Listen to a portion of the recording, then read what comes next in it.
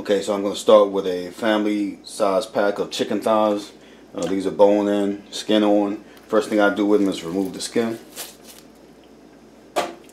And then I'm going to do these, basically do them over the sink for the purposes of this video. I'm just going to do this one right here. I got some sharp little kitchen shears here. And I basically go around and you're going to clip off all the fat. This nasty little fat that you don't want to be eating. Alright, trim your thigh really well.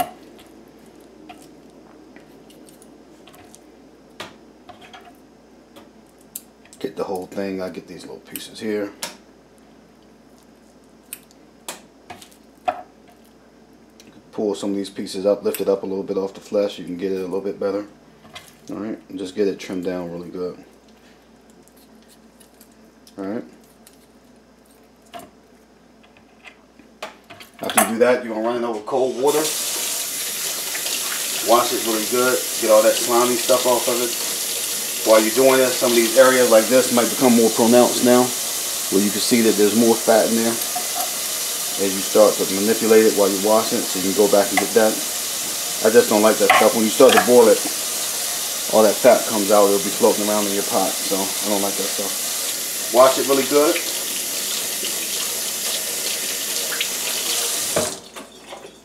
And then there you go. And that goes in your pot. Alright, so I got about 10 of these in this family pack. I'm going to get those done and I'll be back to you. If you want to retrieve the bones later, make sure you count how many chicken thighs you got. Most family packs have between 8 and 10, but if you want to retrieve the bones, and by retrieve the bones, what I mean is at some point while you're cooking this, after a couple hours, the meat's going to start to break down so much the bones will start to come out and you can easily get the meat to fall off the bones.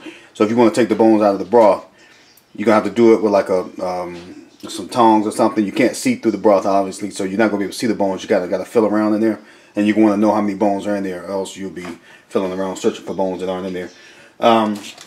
So we got it in there. I'm going to go with 3 Maggi seasoning cubes. We're going to go with salt.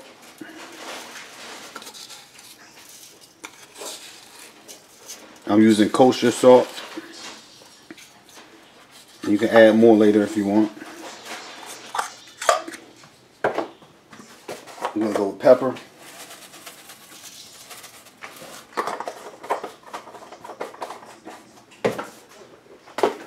Go with granulated onion.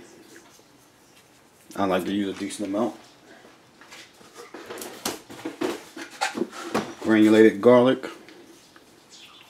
I like to use a decent amount. And we're going to go with celery salt.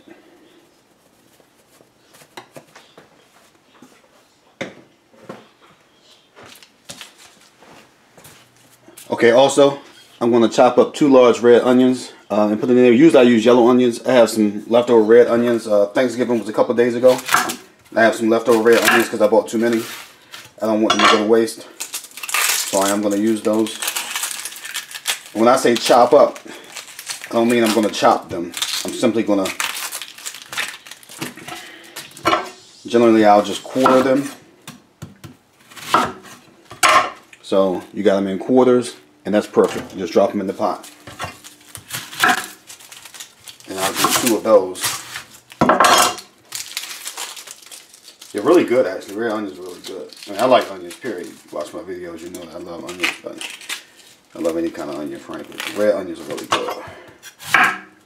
I got one that's got some bad pieces on it, so sorry, it's taking me a second.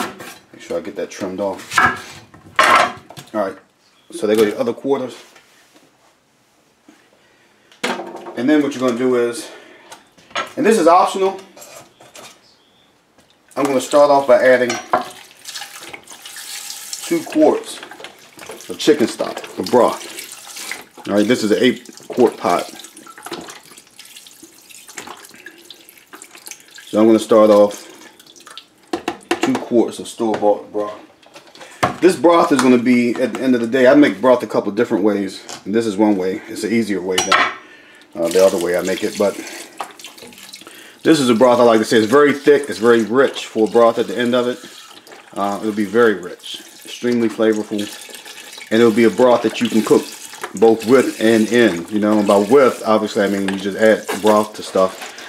It's part of recipes, but when I say cook in it, I mean it'll be something that you can simply throw something in it and cook it up and it'll be good. And I'll give you an example actually when this is ready of what I'm talking about. All right, and then I fill up the rest of the pot. 8-quart pot, I fill up the rest of it with water. So it's gonna be 2 quarts broth and 8 quarts of water. I'm sorry, even 6 quarts of water for a total of 8 quarts. We're gonna put it on the fire and it's gonna go for some hours. Probably cook this 3.5 hours. On a very low simmer. I'm going to put it on high to bring it up to a boil. As soon as it starts to boil, turn it down to medium low till I get a perfect little simmer on it. And then you're going to add water accordingly. So I'm going to start off with my water about right here. Every time it cooks down to about right here, I'm going to fill it back up. I'm going to do that about 2 or 3 times over the cook. And the last time, I'm not going to fill it up. So when I finish, I'm going to have about this much broth, somewhere up in there. All right, starting from here. So I'm going to let it cook down, add water, cook down, add water. The last time it cooks down, I'm going to leave it concentrated like it is. All right, I'll get back to you when we're in it and give you a look at what it looks like. Okay, this is about another hour to hour and 10 minutes or so in to the cook. So total, we're about 2.5 hours. And you can see, if you look at it, I'm freehanding this with one hand, what I'm doing, but if I just jiggle that, you can see how the meat's falling off of it. You can see how the meat's just coming off the bone. You can shake the spoon even, and if you shake it enough, let's see if I can give you a better demonstration, but you can see what I'm talking about. Well, there you go. See how the bone just slides out, and that's a whole bone right there. If I wanted to take that out of the pot, obviously I could. And again, I apologize for the camera. I'm trying to look at what I'm doing with my left hand and adjust the camera with the right hand, but you see it's getting there. It's cooked down. I'm not adding any more water at this point. I should, but I'm running late in this cook if I'm going to get this chicken soup done, so I'm not going to add any more water. I've actually sped up the boil on this, so I'm going to try to get this done in the next hour or so if I want to get this chicken soup done. Alright, so we're probably 3 hours in, close to 3.5, maybe 3 and 15 minutes. And you see it's ready now. You know, the broth is. You see how stringy this chicken is? How tender it is? So 2 things I would say to you based on something I said to you earlier as I was just getting this started.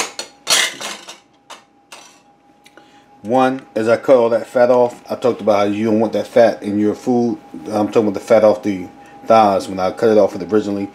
Well, this is the residual effects. All of this little yellow stuff you see in there, that's that fat. You don't want that. Get you a skimmer. You can go through and get it out. And that's what you want to do. You don't want to eat that. You don't want to feed your family that. It's nasty. You can easily go through with a skimmer. If you cut it off appropriately at the first part of the cook, you won't have too much in the end. So now you got a pretty clean pot. Still got a little piece in there. You go by there and clean it up, skim it out, whatever. Second thing I said to you, I was going to mention how you can use this. You can cook instead of just cooking with it. You can cook in it. This is a recipe that I don't even call it a recipe. It's something my father used to do when I was a kid. He didn't exactly cook the broth the same way I do, but he used the chicken thighs and the water and whatever and get it up. You can take this right here, put a box of macaroni in it, bring it up to a boil, turn it off the heat, take it off the heat, let it sit for 10 minutes. The macaroni will expand. It'll turn into what macaroni turns into when it's in hot water. You could feed 5 people off this and it costs you almost nothing. I mean, we're talking about a buck and some change for the macaroni. $7 I think I spent for these chicken breasts. I mean chicken thighs rather. A couple dollars for the boxes of broth, but you don't have to use those. You can just use water. You don't have to use them. Seasonings. I mean, $10. You can feed a family of 5 off something like this. It's a really good hearty meal. You got your macaroni with your plenty carbs. You got plenty chicken in there. That's your proteins. You're really good, and you can do it for real cheap for a big family. You can eat a lot, and that's why we did it when I was young, because we was poor as shit, and the shit was good. Not only is it good and it feeds you, but it tastes good. So that's something else you can do with it. I'm going to use the broth as broth for this chicken soup that I was talking about. So I'll get back to you on that in a minute. All right, peace.